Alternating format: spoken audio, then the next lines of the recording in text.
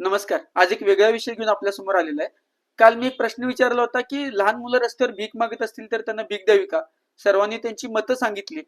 माझं मत असं आहे, की ज्यावेळेस रस्त्यावरती लहान मुलं भीक मागत असतात, ट्रॅफिक सिग्नलवरती काही वस्तू विकत असतात, त्यावेळेला त्यांच्यावरच्या सहानुभूतीपोटी आपण त्यांना पैसे देतो किंवा त्यांच्या वस्तू गरज नसताना विकत घेतो. काही जणांनी सांगितलं, की त्यांना खायला देऊया. परंतु आपण वडापाव, भजी, बिस्किट याच्यापेक्षा जास्त काही खायला देऊ शकत नाहीये. त्यामुळे हे पर्याय योग्य नाहीयेत. परवाचीच बातमी आहे की ठाणे शहरामध्ये एकट्या मागच्या वर्षी 5,000 मुलं बेपत्ता झाली होती. भारतामध्ये दरवर्षी हजारो मुलं बेपत्ता होतात आणि त्यापैकी 25% मुलं ही सापडत नाहीत, अनट्रेसेबल राहतात. त्या 25% मुलांचा वापर हा अशा पद्धतीने भीक मागण्यासाठी किंवा वस्तू विकण्यासाठी केला जातो.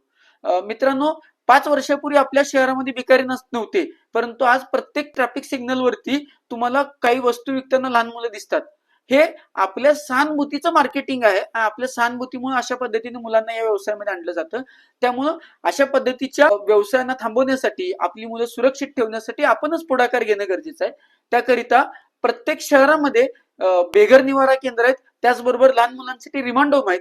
अशा पद्धतीने जर आपल्याला भीक मागताना मुलं दिसली तर आपण रिमांड होमला कळवू शकतो, ज्यामुळे त्यांच्या शिक्षणाची आणि भविष्याची व्यवस्था होऊ शकते, किंवा बेघर निवारा केंद्रामध्ये त्यांच्या राहण्याची व्यवस्था होऊ शकते. महाराष्ट्रामध्ये बेगिंग हा गुन्हा आहे, त्याबद्दल Bombay prevention of begging act हा नावाचा कायदा आहे. परंतु त्याच्याकडे न जाता केंद्र शासनानं या बाबतीत स्माईल नावाचा एक उपक्रम राबवलाय, ज्याच्यामधून भिकाऱ्यांचं पुनर्वसन करण्याचा प्रयत्न केला गेलाय. इंदोर या भारतातल्या शहरामध्ये अशा पद्धतीचा उपक्रम राबवून भारतातलं पहिलं भिकारीमुक्त शहर ते केलेलं आहे. त्यामुळं आपण आपलं शहर भिकारीमुक्त करूया आणि आपली मुलं सुरक्षित ठेवूया. या अभियानामध्ये मला तुम्ही सहकार्य करा. तुम्हाला सहभागी व्हायचं असेल किंवा तुम्हाला व्हिडिओ आवडला असेल तर कमेंट बॉक्समध्ये जरूर कळवा आणि हा व्हिडिओ जास्तीत जास्त लोकांपर्यंत शेअर करा.